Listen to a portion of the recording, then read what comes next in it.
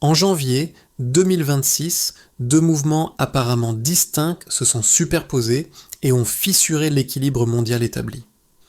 Au large de l'Atlantique Sud, plus de 350 000 tonnes de bâtiments non occidentaux participaient à des manœuvres coordonnées, tandis que la part des navires échappant au circuit traditionnel augmentait de près de 50% en un an. Pourquoi cette convergence maritime concerne-t-elle aussi les pays enclavés et pourquoi Ibrahim Traoré y voit-il un signal concret d'un basculement de souveraineté ? Parce que la mer, désormais, décide du destin de territoires qui ne la touchent même pas. Cette analyse promet d'expliquer comment des exercices navals lointains se transforment en levier direct sur l'économie, la diplomatie et la stabilité sociale de pays du Sud.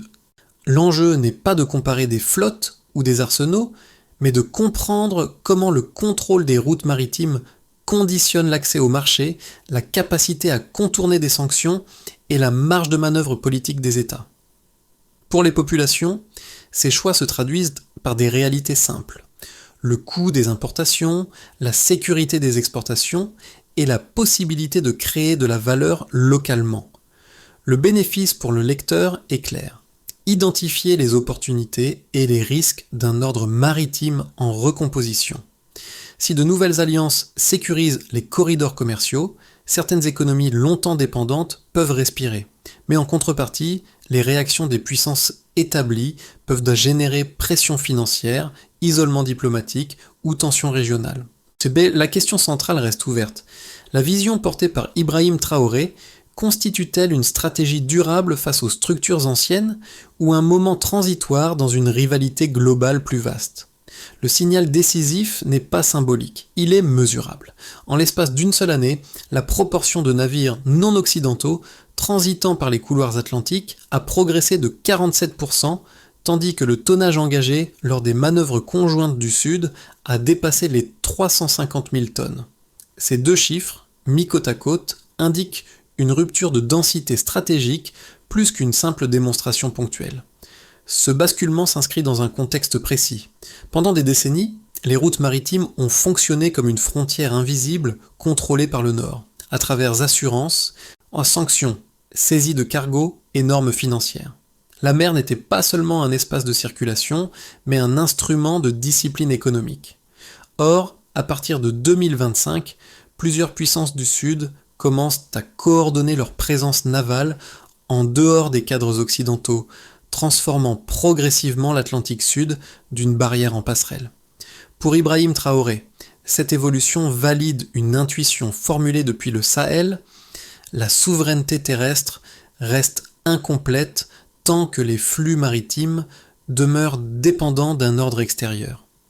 Le Burkina Faso, bien que sans accès direct à la mer, dépend de corridors logistiques qui traversent ports et détroits contrôlés par d'autres. Lorsque ces routes se diversifient, l'équation stratégique change aussi pour les pays enclavés. Ce passage permet de comprendre que l'enjeu dépasse la coopération militaire. Il s'agit d'une recomposition des chaînes d'approvisionnement, des alliances financières et des normes de circulation. Ce qui se joue sur l'océan redéfinit en profondeur les marges de décision politique à l'intérieur des continents. Dans ce basculement encore abstrait pour beaucoup, une figure sert de fil conducteur et de point de fixation symbolique. Ibrahim Traoré n'est pas un amiral ni un stratège naval, mais un dirigeant issu d'un pays enclavé, confronté très tôt aux limites concrètes de la dépendance logistique. Son rôle n'est pas d'orchestrer les manœuvres en mer, mais d'en formuler le sens politique et de le relier à une expérience vécue par les sociétés sahéliennes. Un premier impact se fait sentir à travers des situations modestes, sens presque invisible. Dans les ports d'Afrique australe, des responsables logistiques évoquent une coordination nouvelle entre navires de pays qui coopéraient peu auparavant. Pour eux, cela signifie moins d'interruptions, des délais plus prévisibles et une marge de négociation élargie face aux intermédiaires traditionnels.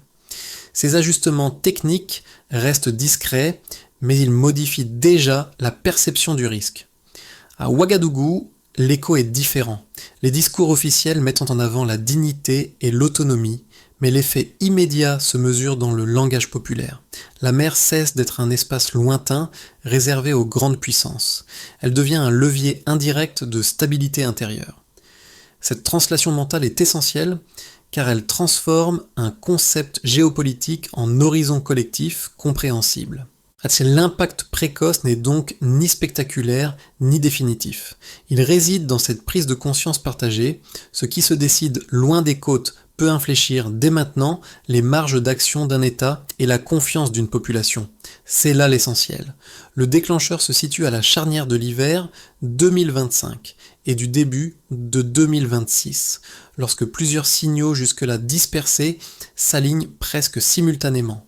D'un côté, des exercices navals conjoints réunissent pour la première fois, à cette échelle, des bâtiments chinois, russes, iraniens et sud-africains dans l'Atlantique Sud.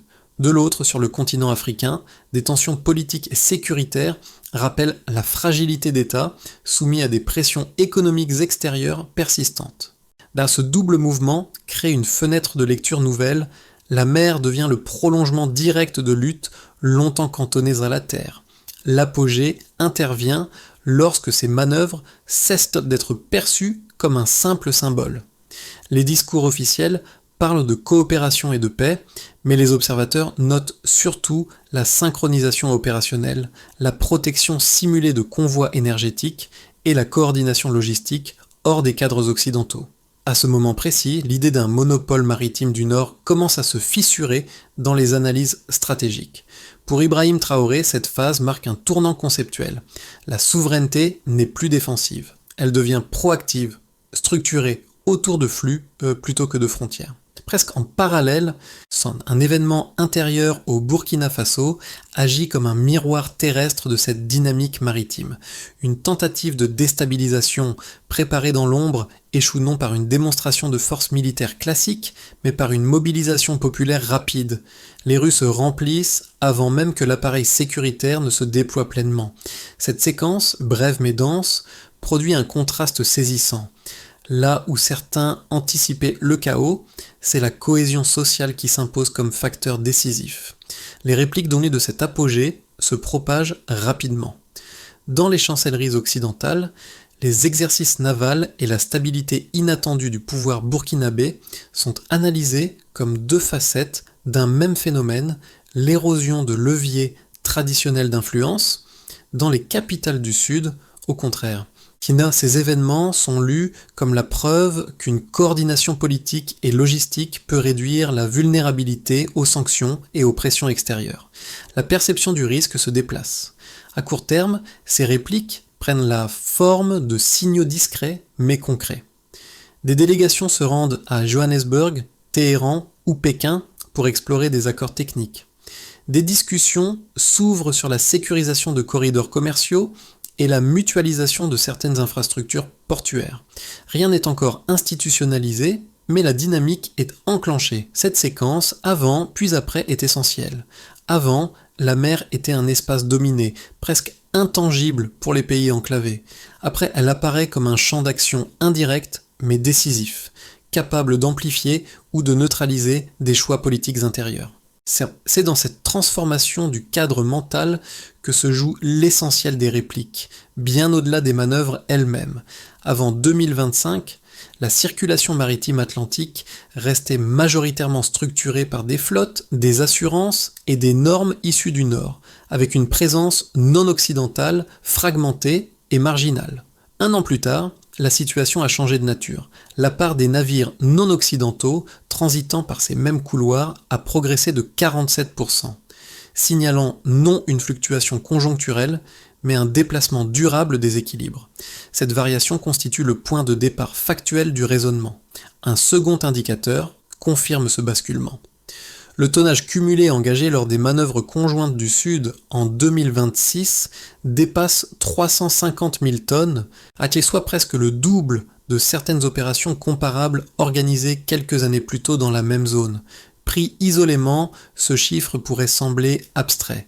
Interprété dans son contexte, il traduit une densité stratégique nouvelle, capable de soutenir des opérations coordonnées, répétées et crédibles dans le temps. Le troisième élément chiffré, éclaire la dimension économique de cette évolution. Depuis le lancement des initiatives maritimes Sud-Sud associées à ces manœuvres, la part des transactions réalisées hors des circuits monétaires traditionnels a progressé de 28%.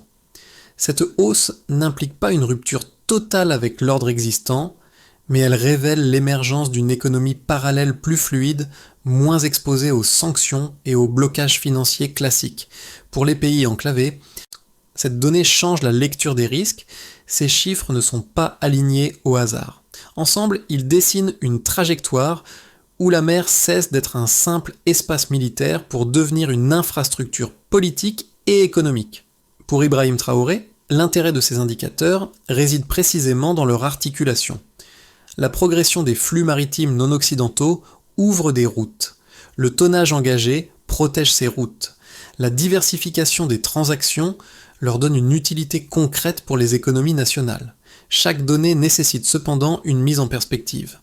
La hausse de 47% ne signifie pas la disparition des flottes occidentales, mais l'érosion de leur exclusivité. Les 350 000 tonnes ne représentent pas une supériorité globale, mais une capacité suffisante pour dissuader certaines formes de pression. Quant à l'augmentation des échanges hors circuit en fait traditionnels, elle reste partielle, mais elle offre une marge de manœuvre inédite à des États jusque-là dépendants d'un nombre limité d'intermédiaires. C'est ici que la lecture politique rejoint l'analyse chiffrée. Ibrahim Traoré insiste sur le fait que la souveraineté ne se mesure pas en volumes absolus, mais en capacité de continuité. Un corridor commercial protégé, même imparfait, vaut davantage qu'une dépendance totale à des routes vulnérables. Les chiffres deviennent alors des preuves opérationnelles d'une volonté collective, et non de simples statistiques destinées au rapport. En reliant la situation de départ et son évolution, cette section montre que le changement n'est ni brutal ni illusoire. Il est progressif, mesurable et encore réversible, mais suffisamment avancé pour modifier les calculs stratégiques de nombreux acteurs. La question n'est donc plus de savoir si ces données existent, mais comment elles seront consolidées ou neutralisées dans les mois à venir. Les critiques les plus structurées de cette dynamique viennent d'analystes occidentaux et de certains experts militaires qui appellent à la prudence. Leur premier argument repose sur l'asymétrie des moyens. Selon eux, malgré la visibilité des manœuvres du Sud, les flottes occidentales conservent une supériorité nette en nombre de bâtiments, en capacité de projection et en technologies embarquées. Dans cette lecture, les exercices coordonnés observés en 2026 relèveraient davantage d'une démonstration politique que d'un changement réel de rapport de force durable. Un second argument insiste sur la dépendance économique et technologique. Les sceptiques soulignent que nombre de pays engagés dans cette recomposition maritime restent liés aux infrastructures financières, aux systèmes d'assurance et aux chaînes d'approvisionnement du Nord.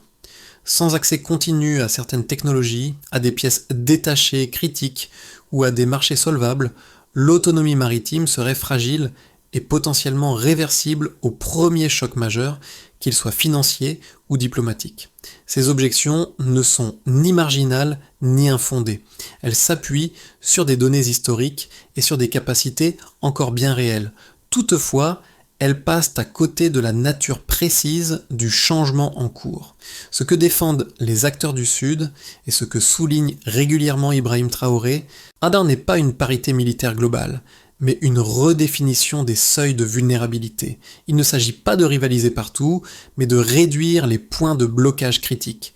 Sur le plan des moyens, la coordination et la répétition comptent autant que le volume brut. Une présence maritime suffisante pour sécuriser des corridors ciblés peut neutraliser des leviers de pression sans nécessiter une domination totale.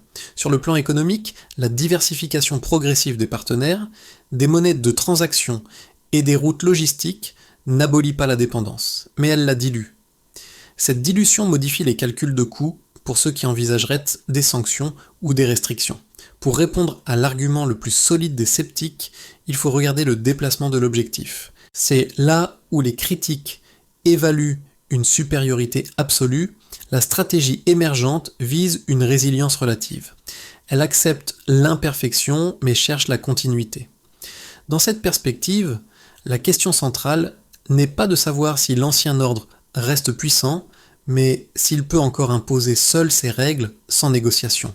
Ce renversement de perspective marque le cœur du récit. Jusqu'ici, la souveraineté était pensée comme une affaire de frontières par terrestre, de contrôle sécuritaire intérieur et de reconnaissance diplomatique. À partir de 2026, elle s'étend vers l'horizon maritime, non comme une projection de puissance classique, mais comme une condition de survie économique et politique. La mer cesse d'être un décor lointain. Elle devient une infrastructure invisible qui relie décisions nationales et équilibres globaux. Ce point médian change la lecture des événements précédents. Les manœuvres navales ne sont plus seulement des signaux adressés aux grandes puissances, mais des outils de synchronisation entre États aux vulnérabilités similaires. En protégeant des routes, même partielles, ces coalitions offrent du temps, de l'oxygène et une capacité de négociation accrue. Le changement n'est pas spectaculaire, il est structurel. Pour Ibrahim Traoré, cette recomposition confirme une intuition simple. Un pays peut être enclavé géographiquement sans être enfermé stratégiquement. L'accès indirect à la mer, via des partenariats fiables, redéfinit ce que signifie être dépendant. La souveraineté ne se proclame plus seulement dans les discours, elle s'organise dans les flux. À partir de ce point, la question n'est plus qui domine la mer, mais qui peut encore l'utiliser comme levier exclusif ? La suite du raisonnement découle de ce déplacement central. Les effets de cette recomposition maritime se lisent différemment selon les acteurs, mais ils convergent vers une même transformation des marges de décision. Pour les États membres, d'abord, l'impact est diplomatique et stratégique. La sécurisation partielle de corridors commerciaux réduit la vulnérabilité aux pressions unilatérales et renforce la capacité de négociation dans les enceintes internationales. Des pays longtemps perçus comme périphériques peuvent désormais appuyer leur position politique sur des alternatives logistiques crédibles, même si celles-ci restent incomplètes et dépendantes de partenariats multiples. Pour les entreprises, en particulier dans les secteurs extractifs et agricoles, les conséquences sont plus directement mesurables. L'accès à des routes maritimes moins exposées aux interruptions et aux surcoûts liés aux sanctions modifie les calculs de rentabilité. Certaines sociétés locales parviennent à renégocier des contrats auparavant verrouillés, en faisant valoir une diversification des débouchés. D'autres acteurs, plus prudents, hésitent encore, craignant des représailles financières ou juridiques. Le paysage économique devient ainsi plus fragmenté, mais aussi plus ouvert à des stratégies différenciées. Du côté des citoyens, l'impact est moins immédiat, mais tout aussi réel. La baisse relative de certains coûts de transport, observée sur des chaînes logistiques spécifiques, se traduit à terme par une modération des prix de produits importés essentiels. Dans des pays enclavés, cette évolution nourrit l'idée que les contraintes géographiques ne sont plus une fatalité absolue. Le discours politique trouve alors un écho concret dans le quotidien, renforçant un sentiment de participation à un mouvement plus large, au-delà des frontières nationales. À l'échelle régionale enfin, les conséquences dépassent les seuls États directement impliqués. Des pays voisins observent et s'adaptent, cherchant à se raccorder aux nouvelles dynamiques sans rompre frontalement avec l'ordre existant. Cette zone grise, faite d'adhésion partielle et de coopération pragmatique, devient un espace d'expérimentation. Elle accroît l'interdépendance entre États du Sud, tout en compliquant les tentatives de contrôle externe homogènes. Dans cette lecture, Ibrahim Traoré apparaît moins comme un architecte isolé que comme un catalyseur. Sa capacité à relier enjeux terrestres et maritimes offre un cadre narratif et stratégique que d'autres acteurs peuvent adapter à leurs propres contraintes. Les conséquences ne sont ni uniformes ni garanties, mais elles dessinent une tendance. La souveraineté se joue désormais dans la gestion des flux autant que dans l'exercice de l'autorité. Ce constat appelle une question décisive. Ces effets concrets peuvent-ils s'inscrire dans la durée sans provoquer une réaction de blocage plus large, ou marquent-ils seulement une phase transitoire d'ajustement mondial ? À l'horizon d'un an, 3 trajectoires plausibles se dessinent, sans prétendre à l'exhaustivité ni à la prédiction. Dans un scénario de base, la dynamique actuelle se stabilise. Les exercices maritimes conjoints du Sud se poursuivent sous des formats élargis mais prudents, sans rupture frontale avec l'ordre existant. Les corridors sécurisés fonctionnent de manière intermittente, suffisante pour offrir des alternatives, mais pas encore assez robustes pour transformer l'ensemble du commerce mondial. Les tensions diplomatiques persistent, contenues dans un jeu d'ajustements et de signaux. Dans un scénario plus optimiste, l'effet d'entraînement s'amplifie. De nouveaux États rejoignent les dispositifs de coopération maritime, apportant des ressources, des ports relais et des routes complémentaires. Cette extension renforce la crédibilité des corridors et réduit progressivement les coûts logistiques pour plusieurs économies enclavées. Sur le plan politique, une reconnaissance régionale plus formelle émerge, ouvrant la voie à des cadres juridiques partagés. Dans ce cas, donc la stratégie défendue par Ibrahim Traoré gagne en lisibilité et en légitimité, non comme rupture idéologique, mais comme solution pragmatique à des vulnérabilités anciennes. Le scénario pessimiste repose sur une réaction plus dure des puissances établies, des sanctions ciblées, des pressions sur les assurances maritimes et des restrictions financières compliquent l'usage des nouvelles routes. Les partenaires du Sud subissent alors des coûts de coordination plus élevés, testant la solidité de leurs alliances. Des divergences internes apparaissent, certains États privilégiant un retour à des arrangements bilatéraux plus sûrs. La dynamique ne disparaît pas, mais elle ralentit fortement et se fragmente. Ces scénarios ne s'excluent pas mutuellement. La réalité pourrait combiner des éléments de chacun selon les régions et les secteurs. La clé de lecture réside dans la capacité des acteurs à absorber les chocs sans renoncer à la diversification engagée. Si les corridors sont perçus comme des biens collectifs, leur défense devient plus probable. S'ils restent des outils opportunistes, leur fragilité s'accroît.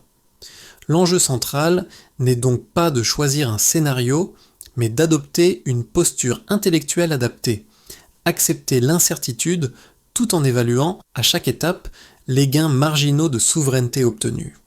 C'est dans cette gestion fine du possible que se jouera la suite. À ce stade, les enjeux cessent d'être abstraits et rencontrent directement l'expérience de différents publics.